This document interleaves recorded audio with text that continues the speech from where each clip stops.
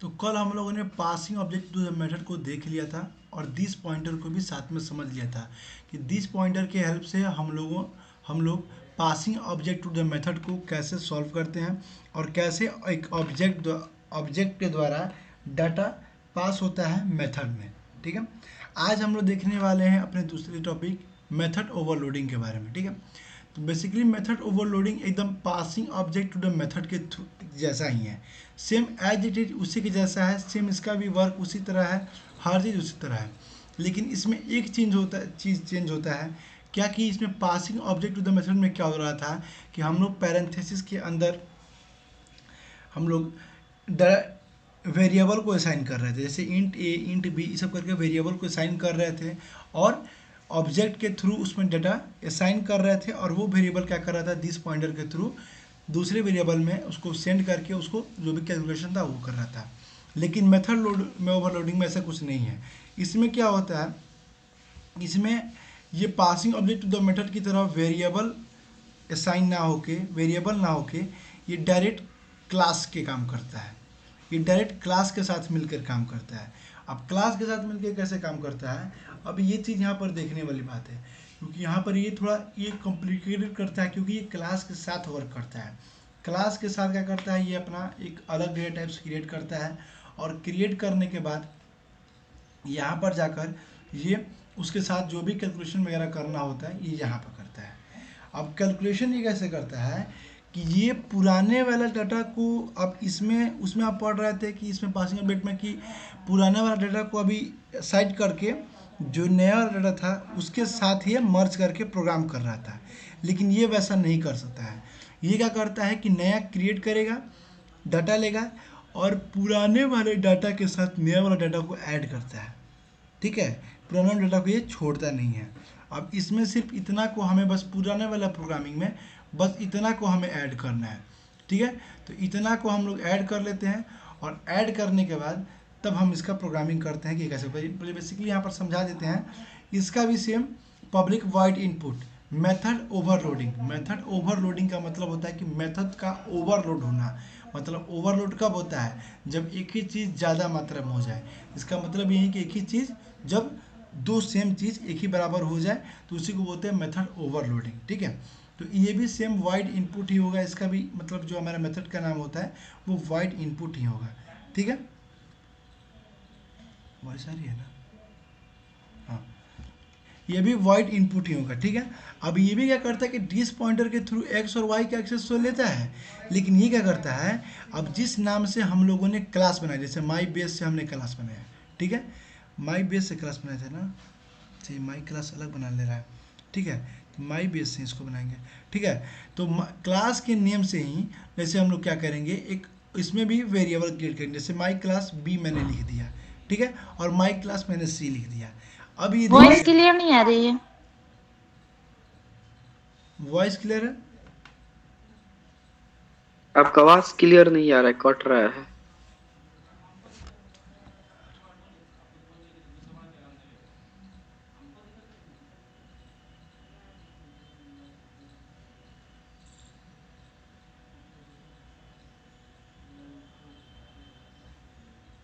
अब voice clear है?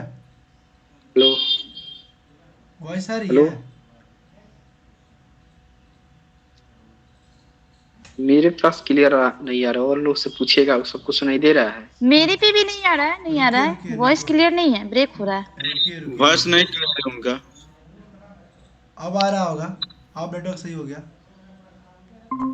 अब वॉइस आ रहा है, अब क्लियर आ रहा होगा। और नेटवर्क इश्यू हुआ था, हाँ, अब आ रहा है।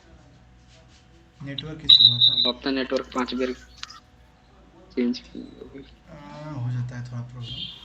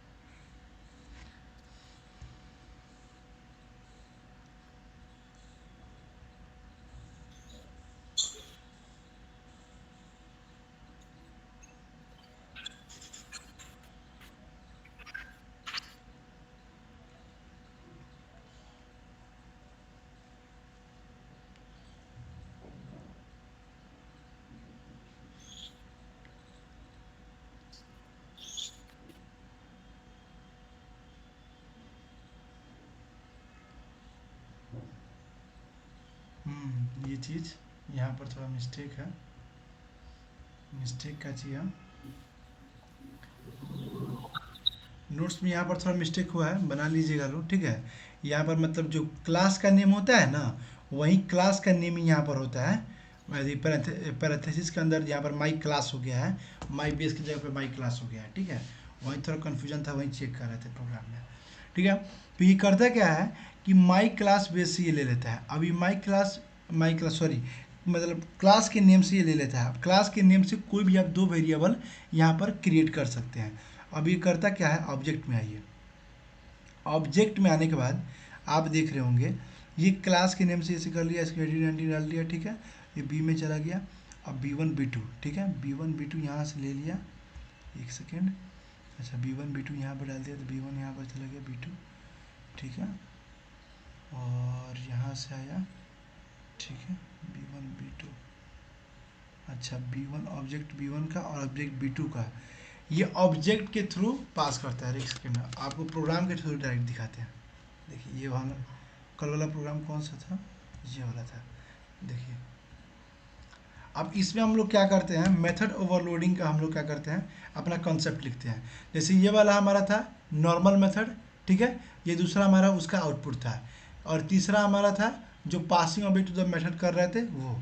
अब तीसरा हम अपना बना रहे हैं method overloading public void input, ठीक है। अब मेथड ओवरलोडिंग क्या करता है कि जो क्लास का नेम होता है ना, उस क्लास के नेम से क्या करता है, ये ऑब्जेक्ट को क्रिएट करता है। अब कैसे करता है, ये क्लास का नेम क्या है, माई बेस 3 है, तो माई बेस 3, और इसका कोई भी दो नाम ले लीजिए, जो आप नाम लेना चाहते हैं, ए भी ले सकते हैं, कुछ भी ले सकते हैं, ए ले लेते हैं, ठीक है, और कॉमा फिर माई बेस 3 बी, ठीक है, दो ले लिए नेम, कोई दो नेम ले लीजिए, उसका वेरिएबल वो क्रिएट करता है, ठीक है, वो उसका वेरिएबल क्रिएट करता है। अब क्या करेंगे, दिस पॉइंटर के थ्रू इसमें भी दिस डॉट एक्स का हम लोग ले लेते हैं, क्योंकि एक्स में हमने इनपुट लिया है, ठीक है। अब जो हम लोग का ये ए लिए हुए हैं, अब ए हम लोग का क्या है, ये फर्स्ट साइड में है, ठीक है, ये हमारे सेकेंड साइड में है। अब ए के थ्रू पहले क्या कर रहे थे हम कि ए का वैल्यू एक्स में डाल रहे थे, या बी का वैल्यू वाई में डाल रहे थे, ऐसे कर रहे थे।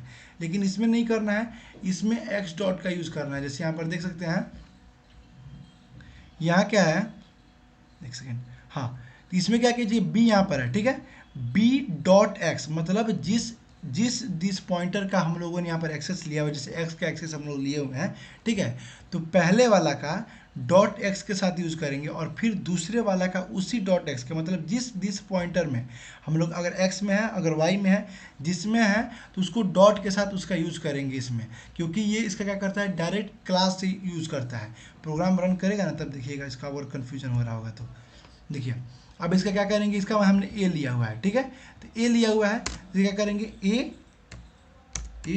डॉट एक्स, ठीक है, फिर इसको हम प्लस करते हैं, और दूसरा क्या है हमारा, बी है, तो बी डॉट एक्स ही लेंगे, क्योंकि हम एक्स वाले में ही हैं, ठीक है। अब दूसरा हम दिस पॉइंटर से हम लोग एक्सेस लेते हैं वाई का, और वाई का जैसे हम लोग एक्सेस लिए तो फिर वहीं ए डॉट वाई और फिर बी डॉट वाई। अब हम लोगों ने ये किया क्या, हम लोगों ने इसको ये किया है, हम लोगों ने क्या किया कि अब हम ऑब्जेक्ट को, पहले इसको ऑब्जेक्ट को भी क्रिएट कर लेते हैं, एक सेकेंड। अब इसका दो और अलग अलग ऑब्जेक्ट भी अब अलग अलग क्रिएट होगा। जैसे मतलब हम लोगों ने पहले इनपुट चलाने के लिए, क्योंकि ये क्या करता है ना, दो इनपुट का, दो ऑब्जेक्ट का ऐड करके देगा, तो इसके लिए दो ऑब्जेक्ट क्रिएट करना पड़ेगा, एक ऑब्जेक्ट से वर्क नहीं होगा, ठीक है। तो जैसे हम लोगों ने क्या किया कि यहाँ पर एक ऑब्जेक्ट क्रिएट किया, ठीक है, और न्यू बेस करके मैंने सबको चला लिया था। लेकिन इसमें क्या करना है, अब एक ऑब्जेक्ट जैसे क्रिएट करेंगे, यहाँ पर देखिए, इसमें नोट्स में देख लीजिए, ये मिला, हाँ, एक ऑब्जेक्ट हम लोगों ने B1 क्रिएट किया, उससे हम लोगों ने इनपुट को कॉल कर लिया, दूसरा B2 किया, उसके इनपुट को कॉल कर लिया, कौन सा, passing object to the method वाला का, ठीक है। अब हम लोग क्या कर रहे हैं, ये देखिए माई क्लास के नाम से, फिर B3 तीसरा हम लोग क्या कर रहे हैं, अपना ऑब्जेक्ट क्रिएट कर रहे हैं, और तीसरा ऑब्जेक्ट का मेथड का अपना एक्सेस लेने के बाद, ठीक है, ये क्या कर रहा है कि B3 डॉट अपना, ये हमारा ऑब्जेक्ट हो गया, डॉट इनपुट। अब इनपुट से जैसे ये कॉल ले रहा है, कौन आ गया, निशात, इतना लेट, ठीक है। ये जैसे ही इससे क्या कर रहा है, न्यू से ये क्या कर रहा है, इसका ऑब्जेक्ट क्रिएट कर रहा है। और जब ये इनपुट वाला वाइड इनपुट वाला किसके कॉल कर रहा है, तो अब कैसे पहचानेंगे कि ये मेथड ओवरलोडिंग का है कि पासिंग मेथड का है। तो passing object to the method, ध्यान समझिएगा, passing object to the method में हम लोग क्या कर रहे थे, डायरेक्ट हमारा जो हमारा मेथड था उस मेथड में हम लोग डायरेक्ट हम लोग वेरिएबल को इनपुट लिया था, मतलब वेरिएबल को हम लोगों ने असाइन किया था। और उस वेरिएबल में हम लोग क्या कर रहे थे, ऑब्जेक्ट के थ्रू हम लोग वहाँ डाटा ट्रांसफ़र कर रहे थे, किसमें, passing object to the method में। लेकिन मेथड ओवरलोडिंग में क्या होता है कि जिन दो ऑब्जेक्ट का यूज़ करके आप प्रोग्रामिंग में प्रोग्राम चलाए हैं, अब यहाँ पर हम लोग डाटा नहीं ट्रांसफ़र करते हैं, हम लोग डायरेक्ट ऑब्जेक्ट ही ट्रांसफ़र कर देते हैं मेथड ओवरलोडिंग में। ये ध्यान से डिफरेंस समझिएगा। इसमें हम लोग डाटा ट्रांसफ़र नहीं करते हैं किसी वेरिएबल में, इसमें डायरेक्ट हम किसी क्लास का उसका ऑब्जेक्ट ही ट्रांसफ़र कर देते हैं। जैसे B1 ऑब्जेक्ट यहाँ पर है, B2 ऑब्जेक्ट यहाँ पर है, और B3 ऑब्जेक्ट बनाकर हम इसको चला रहे हैं।